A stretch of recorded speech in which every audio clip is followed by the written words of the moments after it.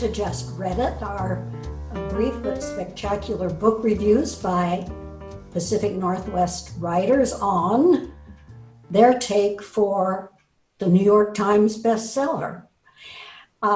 Today, we're going to be doing The Spies of Shilling Lane by Jennifer Ryan, and we have two spectacular Pacific Northwest writers. The first is Suzanne Perry.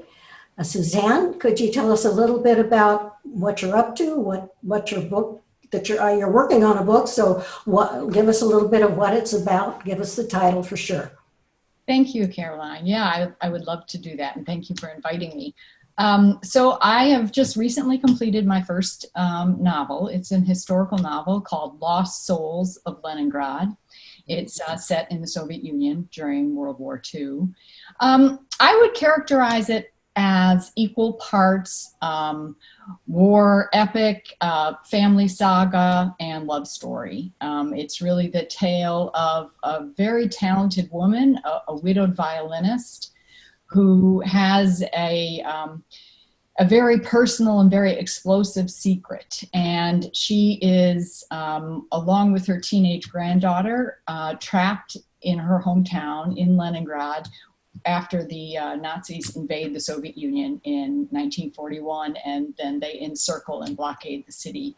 That event is known as the Siege of Leningrad. So that's the basics of the story, and I'm just embarking on the huge quest of trying to figure out how to get it published. So, well, now let's hope all our audience will go right out and buy it. And I say to Dostoevsky, eat that. Our second guest is Serena Zilliacus, right? Did I get that, Serena? Zilliacus. Zilliacus. All right. Is that Greek or? No, it's Finnish. Of course. You cannot trust the Finns. I had a question. Boy, they do have names. All right. They do. Serena, tell us a little bit about the book. It's your first book also, isn't it? Yes, it is. So tell us a little bit about what you're up to. Well, thank you, first of all, for inviting me on the program, Caroline. And I'm first on your list of buyers, Suzanne.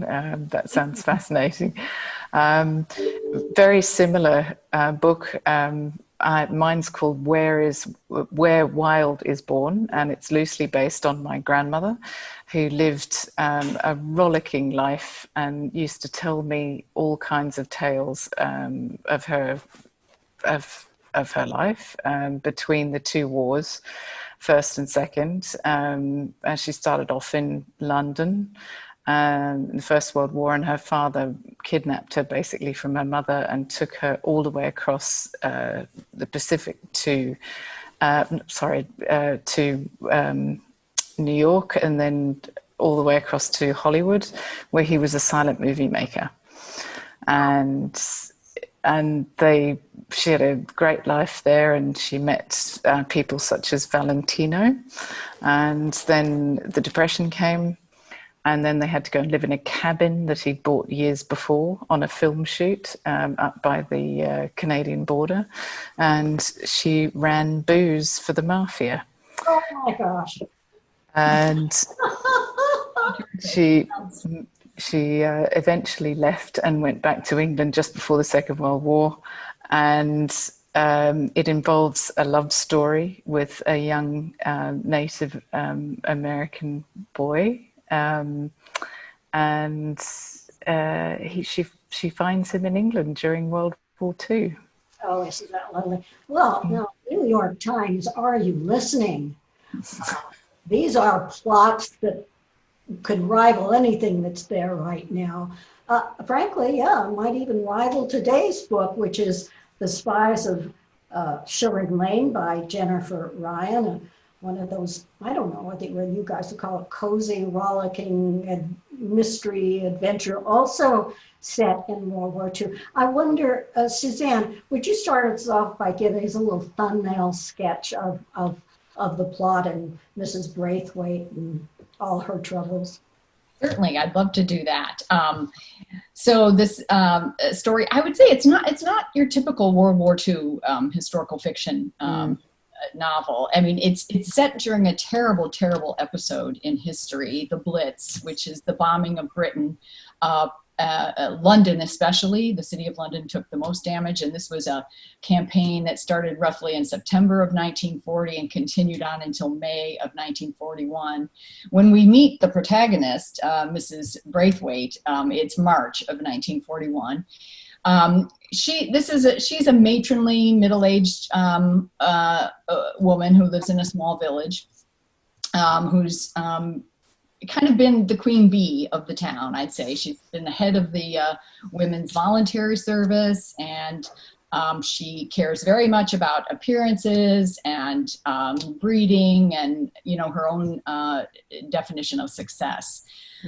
When her husband divorces her, which happens immediately in the book, the town turns against her. The townspeople basically make it known that they don't like her and they don't want her around. And so she is doesn't know what to do with herself and decides to go visit her daughter, her only child, who is Betty, who lives in London.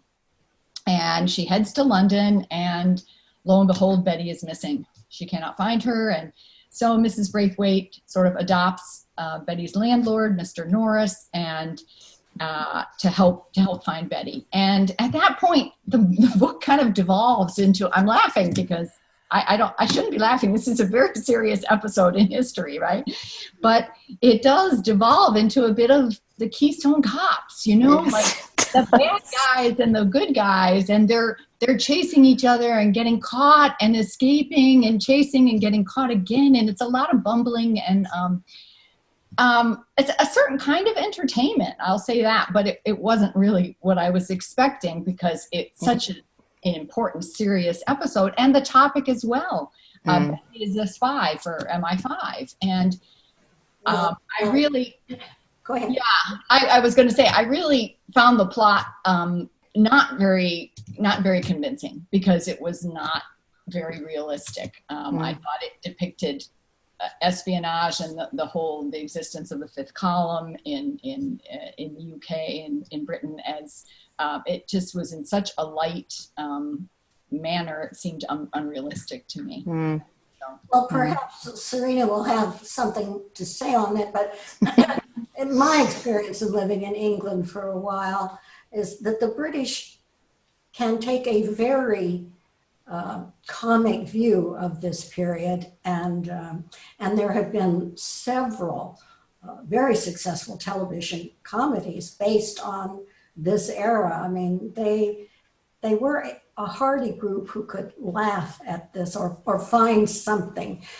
with us. Well, Serena, what's your take on that? Well, actually, but first of all, I totally agree with what Suzanne said. It is a rollicking tale of its own kind, to use the same word as I used before. But and you're right, Caroline, the British do have a very self-deprecating sense of humour. And there have been, Dad's Army and the like, a series on television making fun of this era. But this book didn't present itself that way, I didn't feel, from the beginning. It was actually quite, in the first few pages, like, for instance, there was one quote I wrote down, the opening line is, "How do you measure the success of your life?" And it goes on to, Mrs. Braithwaite thought that her success was that she was part of the head of the WVS and she was respected and so on and so forth. And as soon as she got divorced, she was shunned by the WVS and they couldn't wait to get rid of her. And she sort of left with her tail between her legs, which all seemed quite genuinely real as a storyline. But as Suzanne said, it sort of devolves into, a middle-aged woman who can hardly pull a suitcase along behind her to leaping over fences and breaking into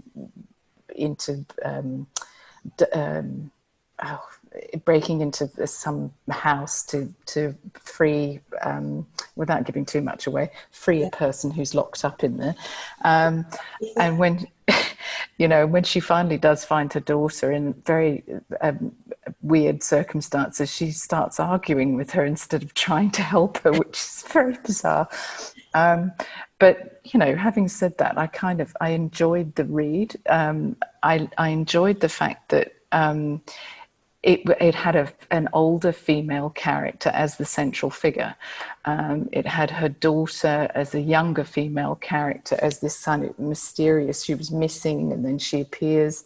Then there's a sort of secondary storyline which involves a girl who's got a similar name to her daughter, who gets brought into this story, and she's a teacher and her school gets blown up, and, you know, we go down that rabbit hole. I rather like, though, and I'd love to hear what Suzanne's take on this is, I rather like the evolution of Mrs. Braithwaite's character. She changes, and it's great to see that when you find a character who really evolves by the end of the novel. What I don't like is being told that she's changed instead of seeing that she's changed. You know, it's that old thing. Okay. I'm going to drop in here for a minute and say that it's rollicking in many respects, but it is a different kind of coming of age story, coming into middle age to old age, and trying to decide, perhaps because I am such a sweet young thing, it touched me a little bit, her grappling with how the rest of her life was going to unfold. Okay, I jumped in and prejudiced you, but go ahead, Suzanne, give us your take. No, that's okay. It's just funny that, so Serena and I have never met. We certainly didn't communicate about this ahead of time. And that's exactly what I wanted to say about the book in a positive vein, is I actually thought the writer did a really good job with the main character. You know, Mrs. Braithwaite starts out as a bossy, demanding, judgmental, thoroughly unpleasant person, really. She's not even concerned about her daughter. Her daughter's living through the Blitz, and she's not going to see her because of that. You know, she's going because her life is a mess. Right. And she evolves tremendously through a series of, you know, just incidents, interactions with other people. And there are times the author is a little bit heavy-handed and telling you what to think, but there are other times, there was a scene, maybe you'll remember this, Serena, I think it's about 3/4 of the way through, where she's on Mrs. Braithwaite's on a train, and she talks, there's a woman there with a younger boy, an older woman, so I think it was a grandmother and grandson, and this older woman tells Mrs. Braithwaite that her daughter has died. And in that moment, I could really see that character reflecting Mrs. Braithwaite's own feelings. And suddenly she evolves and realizes, you know, the opening of the book is, what is the measure of success? She realizes that success is defined by love. And I really found that evolution and that part, you know, very convincing and very touching. And I also loved, probably because my book also has an older woman as the main character, I really loved having a middle-aged woman as the main character. So, yeah. Yeah. I also... Go ahead, Serena. The funny you should say, the evolution of her finding love. In the beginning, it describes how she wouldn't let her daughter hug her before she left home. And at the end, it's full of hugs. Yes. You know, so it's a nice bookend. It's one of those little books that, you know, I would say you could take this to the beach and read it and enjoy it. But you can also overlook its depth, I think. Simply because of and again, because I am older, seeing this woman kind of grapple and slip around and slide and then find a meaning I was somewhat touched by it, even though it was a kind of silly, spy story on one level, but on an Oh, don't get me wrong. I don't think it's a silly. I don't think it's a silly book. I think it has lots of layers, as you say, and I also like the fact that this older woman finds love in the end again. But let us be honest and faithful. Mrs. Braithwaite doesn't entirely give up her habits. I mean, she's wonderful at bossing Mr. Norris around, don't you think? Don't you think, Suzanne? I think he enjoys it. Yes, and that's the fun part.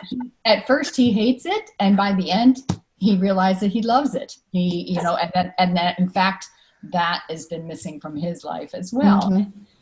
I mean, there were some aspects about it that were very sweet. I had a little problem suspending disbelief over the whole espionage aspect.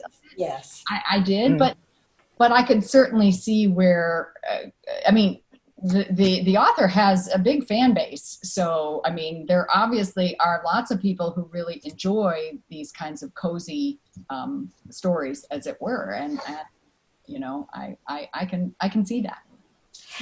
It's a book, as both of you have said, you can take it any level. Take it to the beach, take it to the library, take it to the Smithsonian, and you can trust the author. She's got a nice style, it flows. Do you agree, or am I just pontificating here? What do you think about her style? I've got a few comments to make about that. If Suzanne doesn't mind, I'd jump in.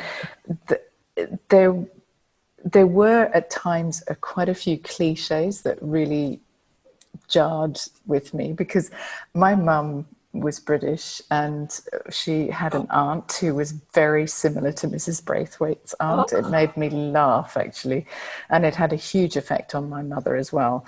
But things like straightened herself and marched through the door with as much dignity as she could muster. It's very cliche British, and there's a lot of that throughout it.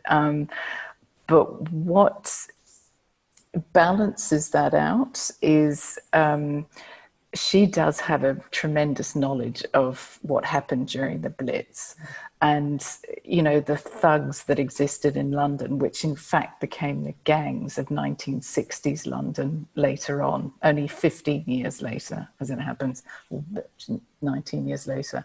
But these thugs were kind of, thugs with a smile. They very rarely carried guns.